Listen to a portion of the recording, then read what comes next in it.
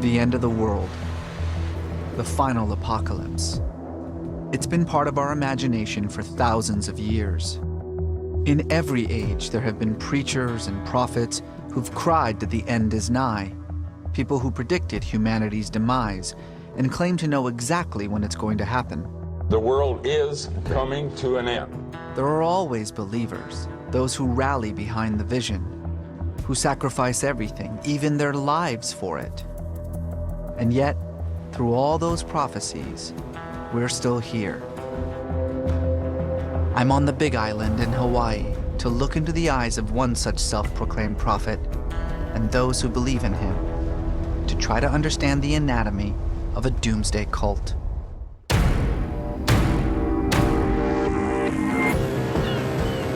Resa Aslan is an author and scholar. Resa Aslan is a scholar of religions. Best-selling author Resa Aslan. As a scholar, as a Muslim, as an American, what is your reaction? I've been studying the world's religions for 20 years, and now I'm gonna live them.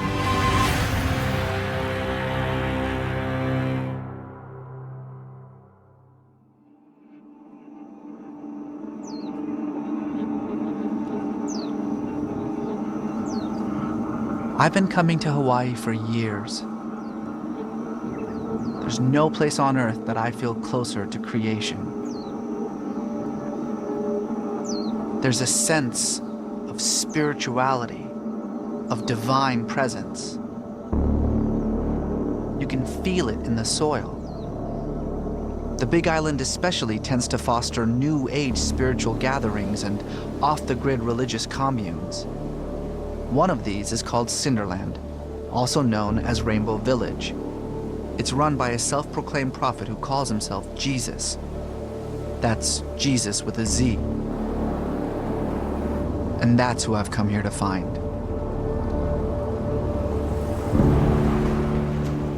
Aloha. I'll take an all beef. Aloha. So I'm here talking to people about spirituality and religions that come out of this island. Have you ever met this dude named Jesus with a Z? Oh, hey, dude. You guys know what I'm talking about? He's a guru in his own world. Well, he's got a lot of followers. Oh my God, he was told to build an ark. I used to laugh at him, but I don't know. It's kind of foolish laughing anymore till you see what they really have. The guys at the hot dog stand filled me in on Jesus. About 15 years ago, Jesus with a Z bought a 3-acre piece of property here in Pahoa on the Big Island. Since then, he's gathered disciples from all over the world, united by a doomsday prophecy, a vision that he has about the end of the world. Guys like him are pretty rare. Even more rare is finding one who's still alive, let alone willing to talk. About 20 years ago, a radio evangelist by the name of Harold Camping convinced his followers that Jesus Christ was about to return to Earth to rapture believers and destroy the world. The Bible says there will be signs in the heavens, there will be great earthquakes, there will be islands will be removed from their place. The peoples of the earth will be terribly frightened. They'll be calling for the rocks to crush them. Camping used the Bible to calculate the exact date that the world would come to an end. He was wrong. We're still here. It's funny, when I was a kid, I feel like you heard about cults all the time. There was all this anxiety and fear about your kids being swept away in some religious cult, being brainwashed, taken away from you. Remember Jim Jones? He claimed to have visions that the world would end on July 15th, 1967. It didn't. Yet, far from abandoning him, his followers doubled down. They moved together to the jungles of Guyana and built a commune called Jonestown. A few years later, the end did come, though not through God's hands. Jones convinced his congregation to drink Kool-Aid laced with cyanide. Die with respect, die with a degree of dignity. Over 900 men, women, and children died in that jungle. And then there was David Koresh. I'm sorry some of you guys got shot. But, hey, God will have to sort that out, won't he? His followers, called the Branch Davidians, gathered at a compound in Waco, Texas in 1982 to prepare for the imminent end of the world. It's true I do have a lot of children, and it's true I do have a lot of wives. Koresh believed that he himself was the second coming of the Messiah. The book of Revelation says that in the future, God will sit on a throne, and he'll have a book with 7 seals in his right hand, and he gives that book to the Lamb. Your followers believe you are the Lamb, is that correct? There's a reason for that. When the government found out about the huge cache of weapons that Koresh had stockpiled at his compound, it didn't end well. 4 years later, the world met Marshall Applewhite, known to his followers as Doe. We'll title this tape, Planet Earth About to be Recycled. Your only chance to survive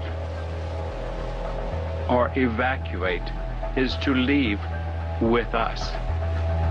Applewhite believed there was an alien spaceship following behind the Hale-Bopp comet, just waiting to transport his followers on board.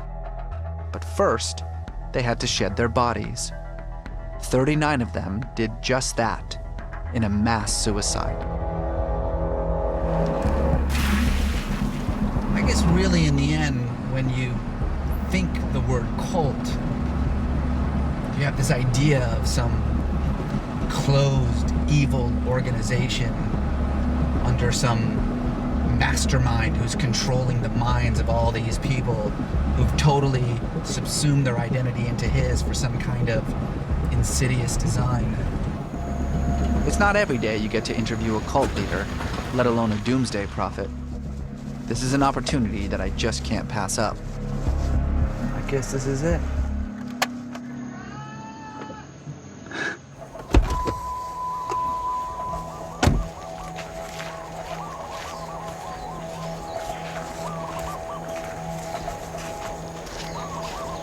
Aloha! I'm Resa. Good, How are you, man? Good. I'm doing good, man. Good to Welcome, see you. welcome. All right, yeah, welcome Nice. to the tribe. Aloha, Resa. Welcome home. How are you, man? Good to see you. See you. How are you? Wonderful. Than's for having me here. You're a day in This paradise. is amazing. This is incredible. Welcome to our Rainbow Village. Thank you. It's beautiful, man. Follow me. Hi. I just drink it right out, huh? Great God. Well, welcome to our tribe. We want people like you from all around the world. But how many people would you say are here? About 30, 40 right now. Do you feel like more and more people are starting to come as... Yes. This year, we've had more people here than ever before come in. Why do you think that is? I think the time in the air right now is a sense of urgency in the air. The storm is coming. Aloha, Mama. We got mamas, kids, old people, young people.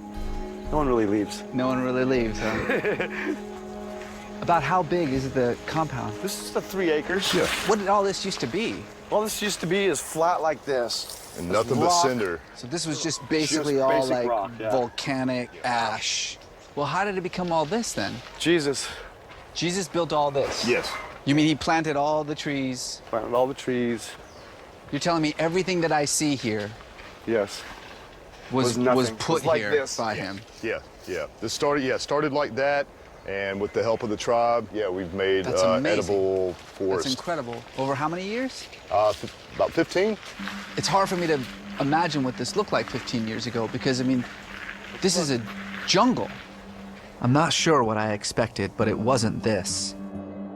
What started out as 3 acres of ash and cinder is now a living, breathing forest with over 20 structures, dorms for men, women, and children. We've got fruit trees, coconut trees, jackfruit trees. This is one of our dorm spaces, just for women only. It's a goddess sanctuary, we call it. Nice. This is a 5-bedroom dorm space also. This is a bed over here, another bed on the other Nice. side.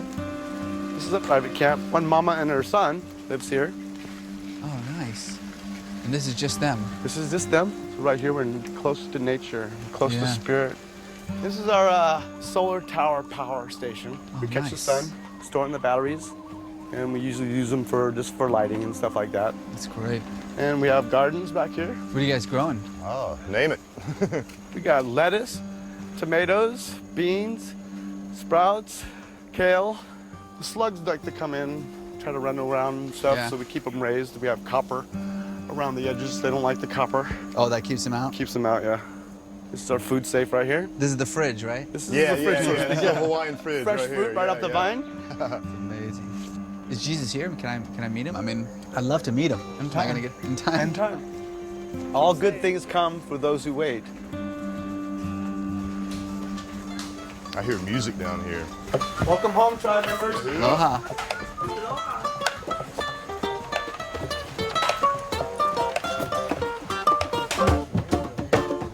Many different kinds of people end up at Cinderland. For the most part, they are fairly young, progressive. There are more men than women. Ocean told me that normally there are a lot more people living on the compound. But right now it's harvest season in California, and a lot of the Cinderlanders are on the mainland making money on marijuana farms. Money that they'll bring back to the tribe for food and materials. Some folks here are just passing through. They have no interest in Jesus' prophecy. But others are hardcore believers. When did you get here? I got here 11 years ago. Where are you from? I'm from California originally. Oh yeah? What were you doing? Like, what were you? What was I doing before? I was a technician, yeah. Oh, An automotive technician, worked at the top of my field. After a while, watching people live on TV and going nowhere fast, like, what am I living for? All this stuff? And I wanted to say the one thing. I wanted to say the word Jesus without people freaking out. Did he talk to you about like his belief and his prophecies? Oh yeah. What did you think when he said that? I believe. You believed it? I believe in Jesus' prophecies. A storm is a-coming. We must prepare. So would you call yourself like a follower of Jesus? Wherever that man goes, I'm gonna go. I believe in Jesus.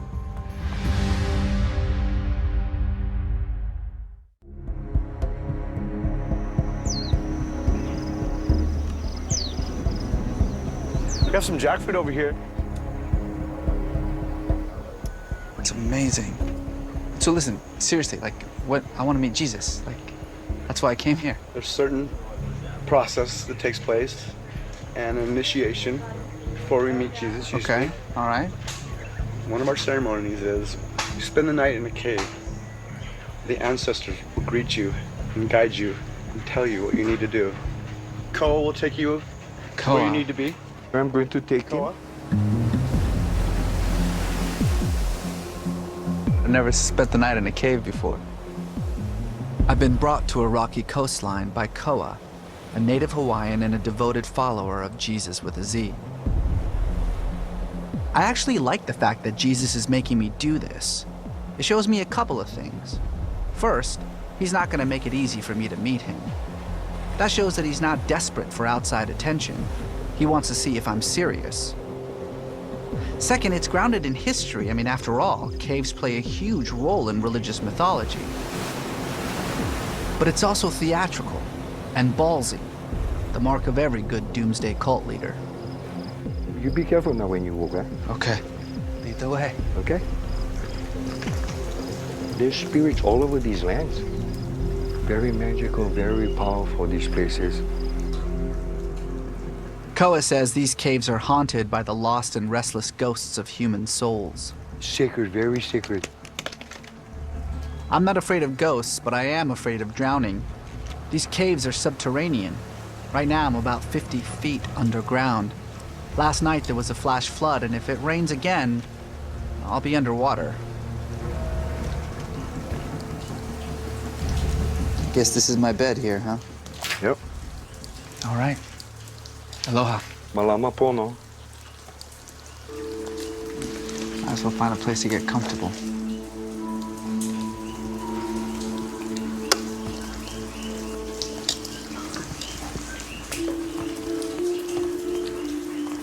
Sure you guys don't want to hang out with me? No, man. We gotta get in there. Throw up?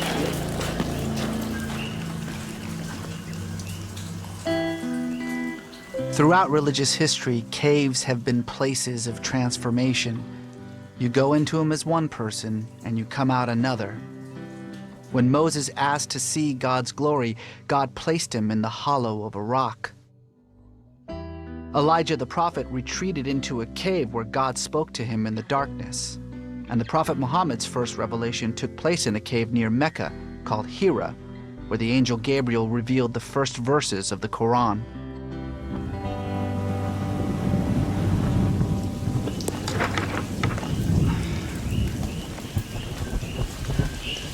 I actually don't know how long I've been in this cave, but it feels like a very long time.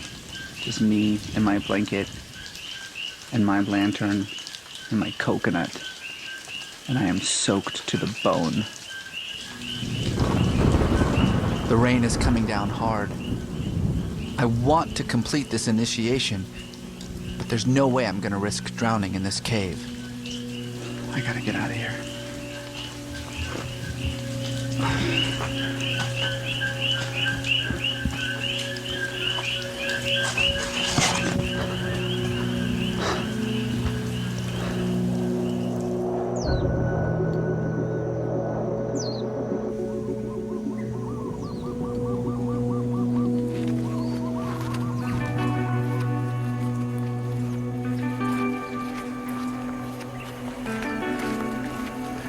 Hey. Good morning. Good morning. Made it through the night okay, huh? Well, hey, Jake. Thank you, Great Spirit, for blessing this town, bless this land, bless these people. I'll take that. I'll take that. Oh, Great Spirit. I gotta tell you something. Yeah? I couldn't do it. Let's walk. So you're from Iran, Yeah.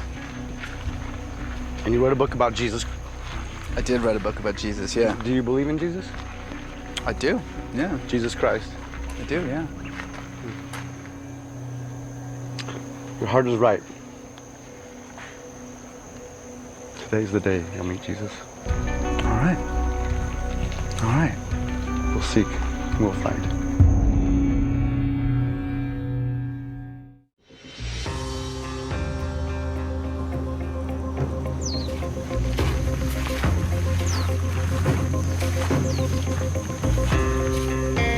Aloha, Jesus. Jesus. Thank you so much for talking to me finally. Been searching everywhere for you around here. This place is kind of amazing. This is my most sacred place at Cinderland. They told me that you built this basically from nothing. No, it's a lie. We built it from nothing. Yeah. It was me and about 1,000 other volunteers, give or take, you know, a few. So tell me, where were you born? I was born in the Yucatan, in Mérida, Yucatan, Mexico. Yeah? I was a good boy. I was an ashram boy. You know, I spent 10 years in Nanda Marga and all the ashrams in India and Central America, you know. Yeah. You know, that's what I did in my 20s, you know. How did you come here? Here? Yeah. That's a long story. Tell me. See, I'm responsible for everything that happens here, you know. It's a part of you. It is, and it's 15 years old, you know, and Yeah. it's evolving, it's growing, you know. It's teaching so much to so many people. It's a success story. Thank you. You know, I mean, in a world of so much failure, this is one of the success stories. Yeah. You know?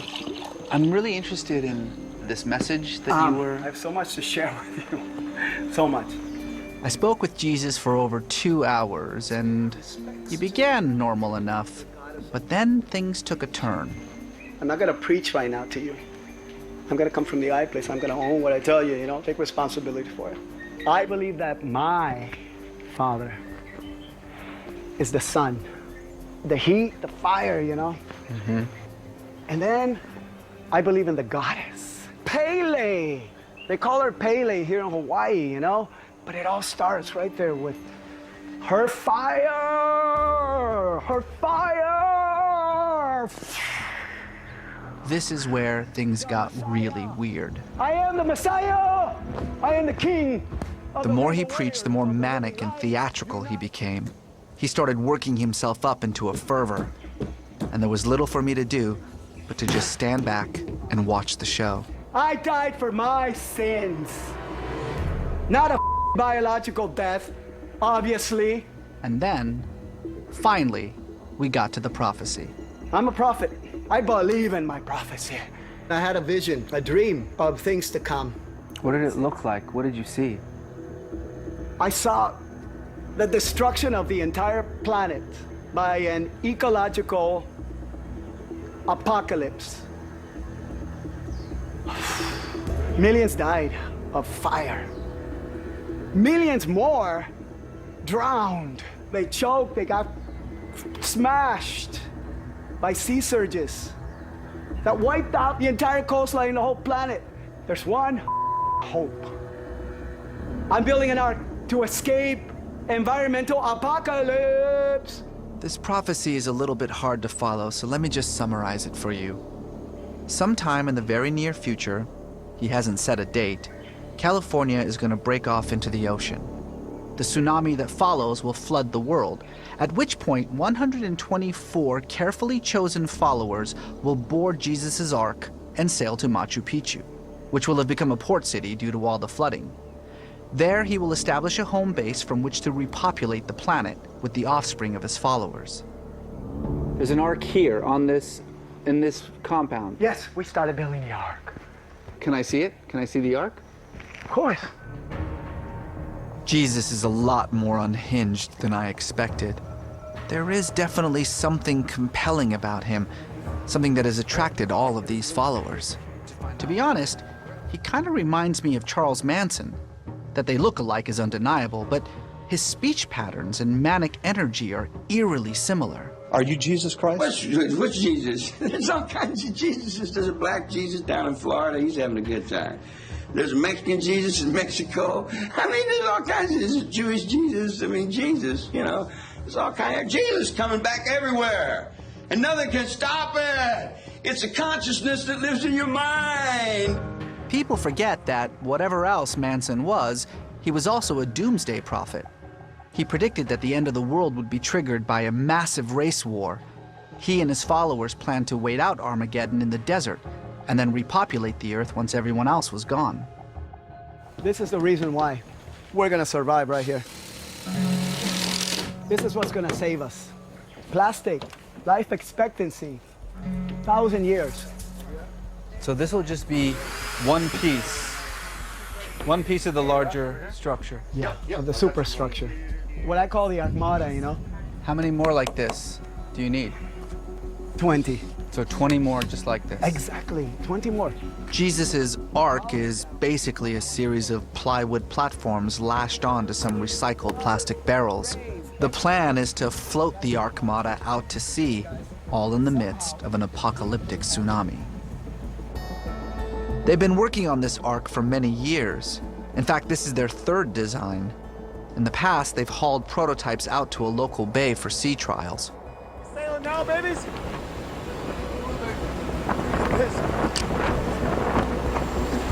One thing to note is that Cinderland itself is the ark.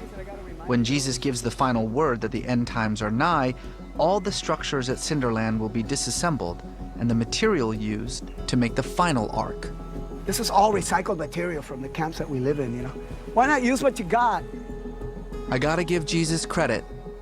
As far-fetched as this plan may be, he has these devoted followers who are willing to put their blood, sweat, and tears into realizing his vision. Are we gonna make it? Oh yeah, we're gonna make it, Jesus. Yeah? Of course we're gonna. Do you believe in the prophecy? Of course I do. Do you believe in the Supreme Commander-in-Chief? I do. Commander of the SS Ark?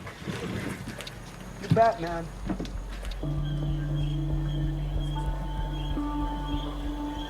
Look, he's either getting messages from the gods or he's bat crazy, but there's no reason why you can't be both. I mean, he's got people around him. Obviously, they believe what he has to say. This ark, I mean, this ark. You all saw the ark, right? I really don't know what I've gotten myself into here. I really don't.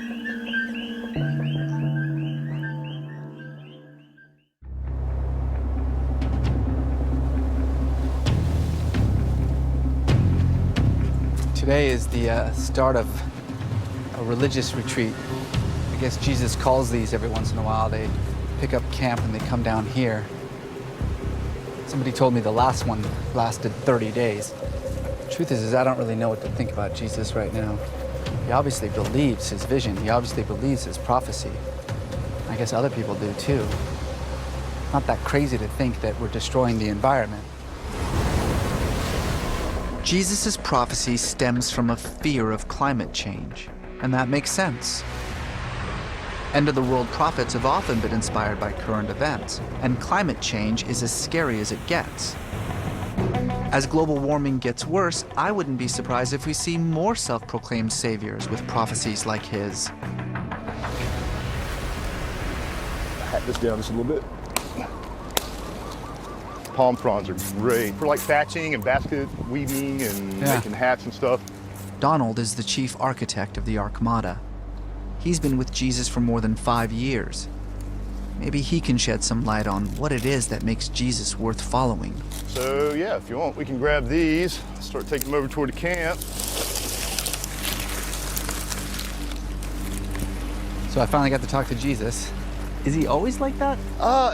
No, he's not always like that. Generally, Jesus, I mean, he's really grounded. He's a very intelligent person. He's really smart, but when he's really passionate about something, sometimes his emotions kind of get away from him. He acts out quite a bit. I've known Jesus for years, and even with me, sometimes if I don't do something exactly whatever's in his head, he has a tendency to kind of flip out just a little bit. Let me ask you a question. Okay. Do you believe the prophecy? As far as the prophecy of the seas rising, I mean, I hope he's wrong, but it's pretty evident that this stuff is going on. And if Jesus wants me to build an ark, 20 arks, I'm all about it. Jesus has really hooked me up. When I met him like 5 years ago, I was going through a divorce. I was isolated up in Maine in a little cabin in the middle of winter. I mean, I was pretty much on the verge of suicide, dude. I was having a miserable freaking life. So I was playing around online, saw a website for Rainbow Village. So I called up Jesus and we had like an hour and a half, 2 hour conversation, and we hit it off immediately. And so he said, come on down. So essentially he basically just saved my life. And so I mean, in that sense, I owe him quite a bit. When you hear something like that, my life was saved by Jesus with a Z, it becomes hard to just dismiss him as some kind of crackpot. I mean, clearly he has a magnetic personality, a charisma that has drawn people to him from all over the world, people who believe in him. This is Jake. He's one of them. What did you think of him when you first met him? Oh, I thought he was a bit eccentric, just like anybody else. He can really get passionate, and his passion just runs a little bit hotter than other people's. He may start screaming at times, but that's just because he feels things are imminent. The clock's always ticking, and that's something that a lot of us really don't have. And he's really trying to get us to understand we don't have all day. When did you first hear the prophecy? Actually, I first heard the prophecy not too long after I started hanging out at Cinderland before I started living there. And for me, it wasn't like a shocking revelation. It was just something that I knew. What do you mean? I've been pretty much brought up since day one to know that the world's gonna end in basically my lifetime. That's the message my mom drilled in, and I was so worried about the world ending. And you believed it? Yes, I believed it entirely. I still do, and but the thing is, it might not be the interpretation that my mother had. You said that when you heard from your mom about the end times and the apocalypse and all that stuff, that all it did was make you afraid. Why doesn't, when Jesus talk about it, why doesn't that make you afraid? Because the ark is basically our vessel to survive the storm, and there's no guarantee that we will, but that's why we're all here. I think I need another shot at Jesus. I want to see what everybody else sees in him. Get him to calm down and talk to me like a person, not like a prophet. Maybe I'll wait until he puts on some pants.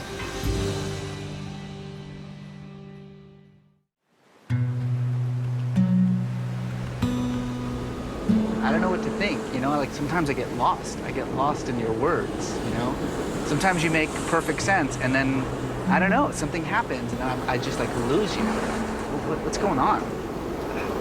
The effect I had on you, you know, it's the same effect I have on everybody when they first meet me, you know. I've got this speech, I've got this sermon, you know.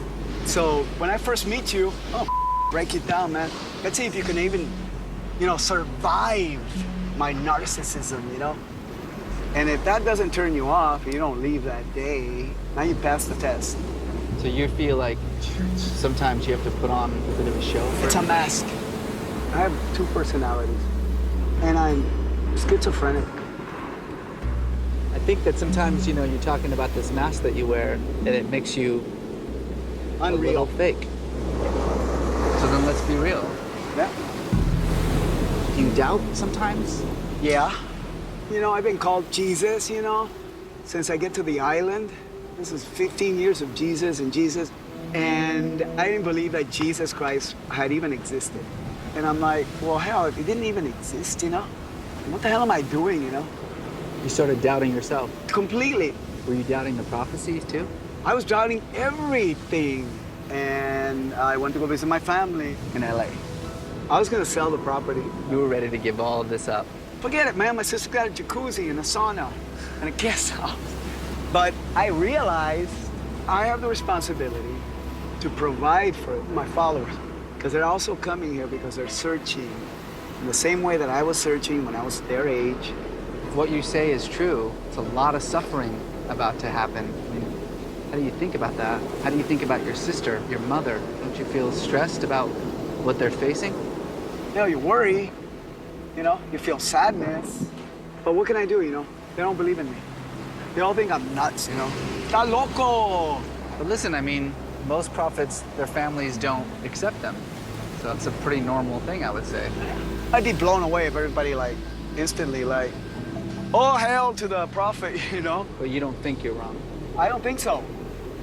You ever thought about what would happen if something happened to you before the prophecy gets fulfilled? I mean, what happens to all of this? Who's gonna succeed you? I've been busy recruiting disciples, but most important for me, apostles. They go and preach and come back. Yeah, they always come back. Tell me about the stress that's involved in having to keep all this together, all these people who rely on you. What kind of responsibility do you feel about that? It's hard. It's really hard, you know.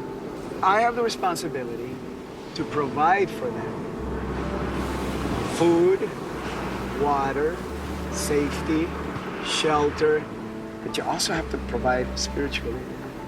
I feel responsible for their soul. They're there because they believe in my vision. And there's fear that I'm gonna let them down, you know? It's hard being a prophet.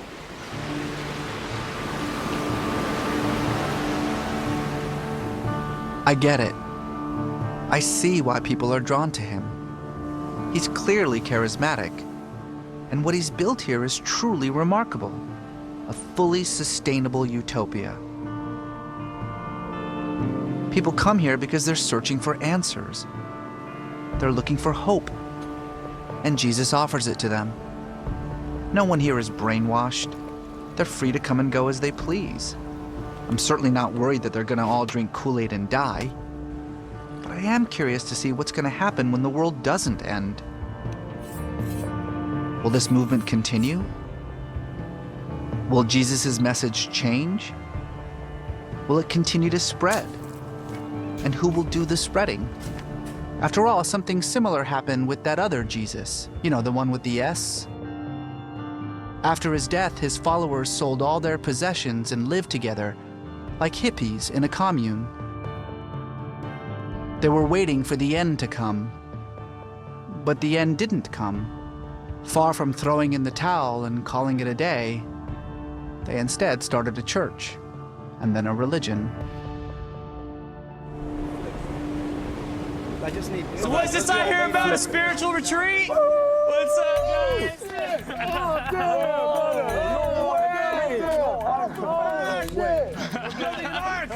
We're building the ark, brother. That's what it's all about. This is Shannon, Jesus' favorite apostle. Here I am. He's just returned to Hawaii after some months on the mainland earning money. My fourth apostle has arrived, the rabbit, the little rabbit. I like your little rabbit. I missed you, Jesus. One of the traditions at these retreats is a Hawaiian-style pig roast. Let's go get some pig. I'm a Muslim. I don't even buy pig, let alone kill pig. Shannon has volunteered to go to a local ranch to hunt for a pig. And I'm tagging along to try to get to know one of Jesus' most trusted apostles. Tell me about the first time you met him. How did you meet Jesus? How'd you end up there? I started hearing that the Big Island was a wonderful place to be. And so I go to Pahoa. And then I met Jesus. And that was instant connection. Instant connection. The moment I met that man, he was like the father figure that I never really had, you know? Yeah. And I fell in love with the man, you know? Do you feel as though like you've got this burden to spread his message to other people? I would say that I have no burden at all. I feel I have a wonderful opportunity to share knowledge and inspiration with people. Did you talk to people about that when you were Absolutely. in the mainland? You told them all about what's happening here? Many people. Yeah. What was the general response? I don't get wrapped up in the Doomsday because people aren't going to hear you. I have a way of kind of pull myself back from maybe the whole, the part of it that makes you go, ooh, prophecies, ugh, you know, this is a religion. Right. You know what I mean? I tend to try to keep away from that because people just shut down. People just shut down. My goal is to get people to come to the Rainbow Village, come breathe fresh air and become connected and see what kind of information you start becoming available to. But you believe in Jesus. Yeah, absolutely. And you'd follow him. Oh, oh yeah. Yeah, I mean, you'd have to bop me on the head and drag me away.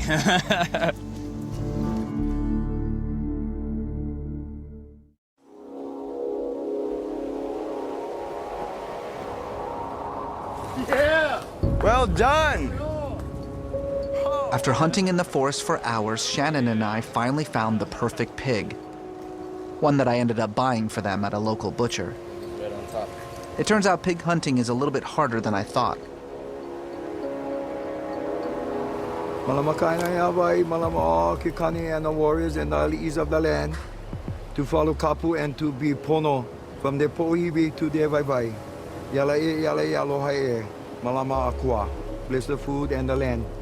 Bring us prosperity and health upon us with leadership with light. Aloha. Aloha. Okay? Gratefulness every day. Okay, everybody grab a quarter right now. No, grab a quarter. You grab the quarter over there. So I gotta do everything for you guys. I'm gonna direct this mother. Push. Going up. Push. Come on, guys. Regardless of how you feel about Jesus or his prophecy, it's hard not to be impressed by his ability to rally a group of people behind him. All right, guys. Plumb, level, and square. That's not to say I'm ready to join his tribe. What are you doing, man? Wait behind you, sir. Half hitch locks it. Boom. Okay.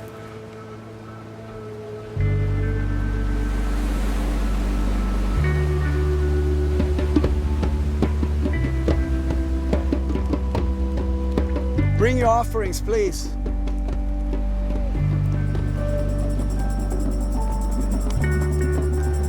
Shannon, Donald, Jake, and so many of the people that I've spoken with here come from religious backgrounds.